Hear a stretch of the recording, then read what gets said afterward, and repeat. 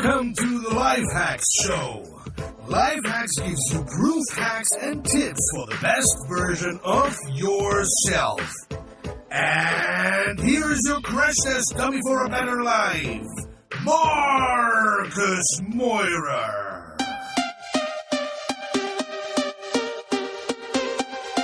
Yes, yo, I'm Marcus Meurer and this is a Life Hack Show on the DNX podcast. DNX is the global movement that gives you back the ownership of your life. Today I want to share with you exclusive content from our first ever DNX Digital Nomad conference in Berlin. But before we start, please check out our upcoming DNX Digital Nomad conference with lots of pre-events, side events, a main event with keynote talks from speakers like Pat Flynn or Natalie Sisson, workshops, mastermind sessions, a big party, and all this will happen in September 2017 in Lisbon. You can check out all details and the whole program on dnxglobal.com. See you in Lisbon, and now have fun with these exclusive keynote talks from the DNX Digital Nomad Conference.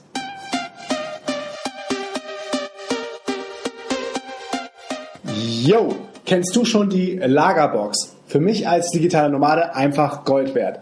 Ich habe keine feste Wohnung mehr und trotzdem habe ich noch ein paar Sachen, die ich nicht verschenkt habe, weil ich die vielleicht nochmal gebrauchen kann. Und wenn ich im Sommer dann mal wieder ein paar Wochen in Berlin bin, möchte ich so schnell wie möglich an meine eingelagerten Klamotten kommen. Und Self-Storage mit der Lagerbox ist dafür die perfekte Lösung. Ich habe in Berlin-Neukölln eine Lagerbox angemietet, in der jetzt gerade meine Sportsachen fürs Gym und für den Kampfsport und ich glaube noch ein wärmerer Kapuzenpulli liegen. Und wenn ich meine Lagerbox möchte, reicht dafür ein 4-stelliger Code, mit dem ich reinkomme und mir die Klamotten da raushole. Also für dich macht die Lagerbox auch total Sinn, wenn du als digitaler Nomade von überall arbeiten kannst, wenn vielleicht deine Wohnung zu klein ist, dein Keller nass oder feucht ist, du gar keinen Keller hast, du auf dem Auslandssemester bist und deine Möbel einlagern willst, du deine Akten auslagern willst, weil deine Wohnung dafür zu klein ist, oder du E-Commerce machst und ein Lager brauchst. Die Lagerboxen gehen ab 9,95 € pro Monat los, sind alle videoüberwacht und insgesamt gibt es 18 Standorte in ganz Deutschland. Und ich habe jetzt mit den Jungs von der Lagerbox gesprochen. Als Lifehacks-Hörer bekommst du einen Transporter kostenlos on top beim Einzug. Jetzt auschecken auf www.lagerbox.de. Gewinne jeden Monat ein VIP-Ticket für das Number-One-Event für digitale Nomaden, die DNX in Berlin. Jetzt Podcast-Bewertung auf iTunes abgeben, Screenshot machen und an ticket@dnx-berlin.de schicken. Du nimmst dann automatisch an der Verlosung teil. Good luck!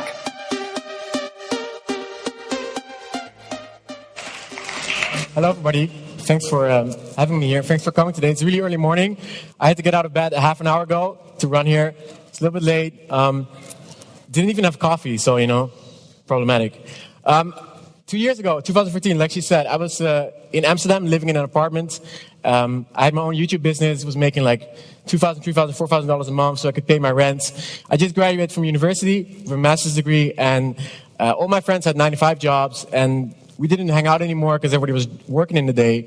So I was working mostly from home, and you go to the coffee machine, you have some coffee, and then you go back to the living room and your laptop, and you're really bored. I was like, okay, maybe I'll just sell everything and leave, like many of us have done. So then I started traveling, and I've been traveling for 2 years. I've been starting all these kind of startups, right? Some worked out really well, some failed really badly. In general, it's been really fun. But I've been doing this remotely, and that's, I guess, the cool thing about it. So I want to know about the audience now. How many of you are digital nomads right now? If you can put your hands up. So I think that's a minority, right? And how many of you are wannabe digital nomads? I'm both, And how many of you don't want to be nomads? Well, I don't see anything. Yeah. So I think in the future, a lot of people will be nomads, and I have some data to show about that. So this is my presentation, the future of digital nomads. I want to talk about the next 20 years. I'm 29 now, so in the next 20 years, I'll be 50. So it's a little grim, but does this work? Oh, this one. Sorry, wrong button. This is me. I used to have hair, but my friend shaved it last night, or last week, when I was drunk. So 2035. Shit happens. So this is freelancers. So we're here now, 2015. This is America. It's kind of representative of the general population. About 30% is freelancer. But the prediction is it's going to reach 50 and even more in 2035. So most of us will be, more than half will be freelancers, which is crazy to think about. It has to do with job security as well. A lot of people don't have jobs anymore, and people don't, it's really hard to get hired these days as a graduate. So this is the internet speed. Right now it's about 100 megabits, it varies around the world, but it's gonna be 100 gigabits. And gigabit means about 20 gigabytes a second.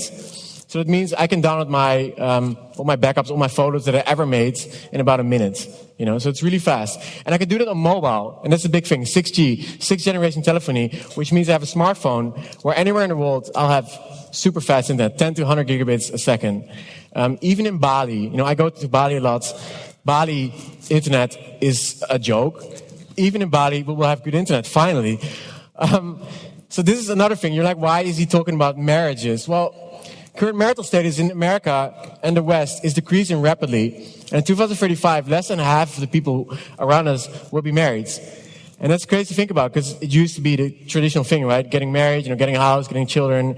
And there's a lot of overlap with digital nomads here. When, the previous speaker spoke about it, we're trying to find a different kind of life. And this whole generation is kind of doing that.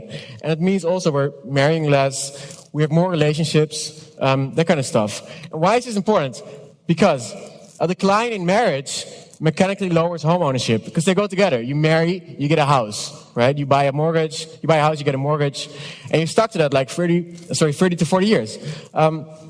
So this is actually happening here. Home ownership is decreasing in America really fast, and the only people that have homes are like rich people, or they are like the old people, right? Like my parents have a house, I don't have a house. Most of my friends don't have a house anymore. They can't afford it, and they don't want to as well. And that's the thing, they don't want to. They want more flexibility. This is another cool chart. This is the Berlin-London price of a flight ticket. So it's about $75 now if you get a good ticket. It's going to drop to $20. And you're like, okay, what does that matter? Not much. But Shanghai, it's $600 in mid-season. Will be $150, and sometimes $100 if you get Ryanair EasyJet, because it's going to fly from Europe to Shanghai, which means we can fly for super cheap everywhere. And if you make like $3,000, $2,000 a month, you can fly a lot for that money. And you can, go to Shanghai for the afternoon, go to Tokyo, then go back to London, and go to New York, and you'll be all over the world the whole month in the future. That's what I think. You'll have new airplanes, it just looks really stupid airplane, because I don't know why they made it green, as if it crashed in the jungle. But, it's a modern airplane, and it can go much faster. It's, goes faster than sound.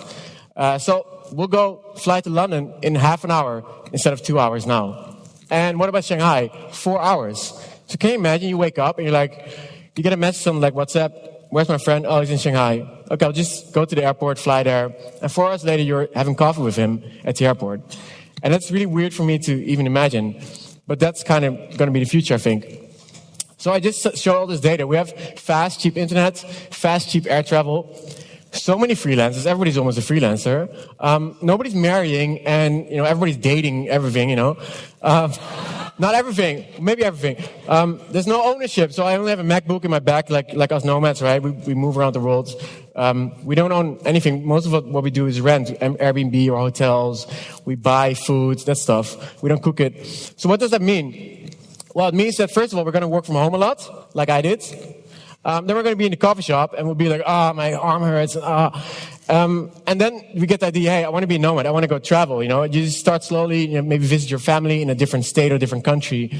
And then you go to Bali, to Ubud. You have your little cappuccino with your laptop in the rice field, nice view. And you're like, this is pretty cool, right? I can do this, And a lot of people are going to have this process that we had, or that I had, sitting at home, being bored, and then leaving. And I think in the future, we know there's going to be 9 billion people, and 6 billion of those will be working people. It's like the labor force. 3 billion will be children or whatever. I'm not for child labor, of course. So 50% of those will be freelancers. That's 3 billion people. And then 1 in 3, and that's, I think, modest, but maybe it's a little optimistic. 1 in 3 is going to be like a remote worker or digital nomads. If you can calculate fast, that's 1 billion digital nomads. And you're like, oh, that's bullshit. But it's not, because it's not going to be digital nomads like we think it's like us now. It's going to be from a lot of different countries in the world. A lot of emerging markets. Think about India, think about Southeast Asia. we are usually the ones visiting them now. What about when they visit us? What about when there's more places to travel for them as well, when their income goes up? And do nomads have an effect on local income? They spend money and the wealth goes up. And there's gentrification, but that's, what happens. So there will be more nomads from everywhere. There's a lot of people. So what about cities? If all these people are moving, they don't have houses, where are they going to go? Well, they're going to go to big cities, they're going to go to small cities.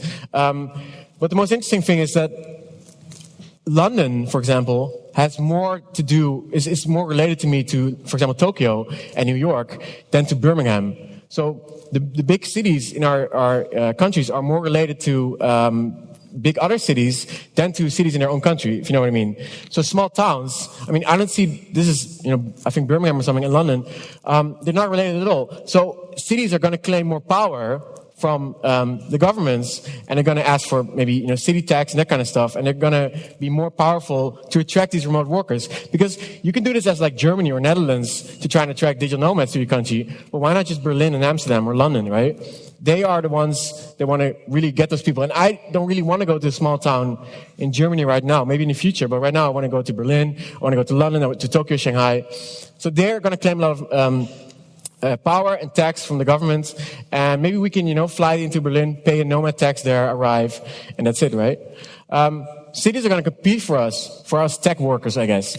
So we're going to have more clean cities, more green. Taipei. This is China, Tianfu, Chengdu, and this is really interesting because this is a city being newly designed by architects, and it's going to be finished around 2030 in 20 years. And what this city does, it has no cars. It has only public transport. And every house is connected. It has super fast fiber internet. And it's made for us kind of freelance tech workers. So we can, it's a free economic zone. We can go live here in the future and pay tax there. And it's a great place to be. And, most places in China are pretty smoggy. This place has clean air because there's no cars, no factories. It looks pretty good to me. You can walk around, walk your dog and shit. I know. Sorry. Okay, we're also going to have more friends. We're going to have, now half of my friends are Dutch because I'm Dutch myself. A lot of them are international, but most people, they still only have local friends, I guess. So it's starting to change then. And we're going to have a lot of different friends from all over the world. And we're going to be together communicating on Telegram, WhatsApp, Twitter, that kind of stuff. And we're going to go on Tinder, and we're going to, have sex, and then we're going to have babies, and it's going to be a lot of mixed babies, and we're finally getting close to the future race, which is, it looks like this. I Googled it. Google says the truth. So this is like Asian, African, white, mixed all together. And this is how the future people look. And we can be part of it. We can make that happen. And what more beautiful than to have one beautiful race with no racism, because you can't have racism because everyone is the same race. So let's get there really fast. What if we have these children? We're going to have to teach them, right? We're going to have to put them to school. But then the schools, we're traveling all the time. So how can we get them to schools?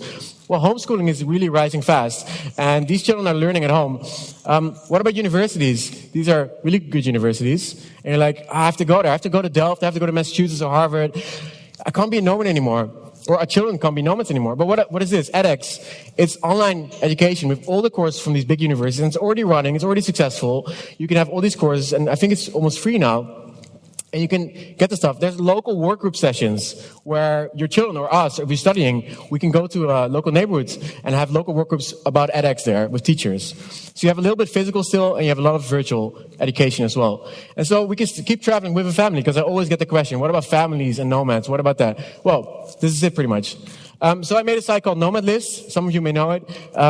It's built for this future where people need to know which cities, which cities to go to. So this is how it looks. There's a lot of filters. You can select, I want to go snowboarding, and it should be not hot, of course, snow. And it should be pretty cheap, and then it will find you cities to go to. This is how it looks. A lot of cities, Bangkok, Morocco. So I built Nomad List. And why is it interesting? Because I built it as a software for the future, for the remote generation that we're going to be. These 1 billion nomads. And I know a lot of you are lifestyle bloggers, or we do ebook kind of stuff or internet marketing stuff, which is really awesome. But I think there's way bigger opportunity, which is 1 billion nomads. It's a huge market. And I'm not even talking about money. I'm talking about you can build so much apps for that, or software, or companies or services. Think about housing. Where are these nomads going to stay? Airbnb is okay, but can we improve it? How about banking? And how about all this stuff? And you guys I guess all of us are makers now. You can make that software for all these people, or make these services and companies. And meanwhile, you can make money with it as well. And I think that's what I kind of want to say. You can do that, and you need to do that, because we have this unique position as digital nomads. We are the early generation, early adopters niche. So we know a lot about it, and we know what the problems are for digital nomads now, and what they're going to be a little bit in the future. So we're ahead of people. So you have a very big advantage to build stuff for nomads. Exponential, this is Shanghai, this is the infrastructure you're going to build, and you need to create. So please, create stuff, and send it to me, and then I'm going to tweet it to everybody, and then everybody's going to use it, and we'll be happy in the future as one big remote generation. Thanks so much for listening.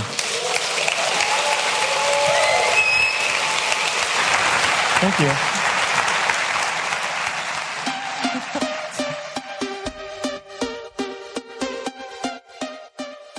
Yes, yo, this was another episode of the Life Hacks Show.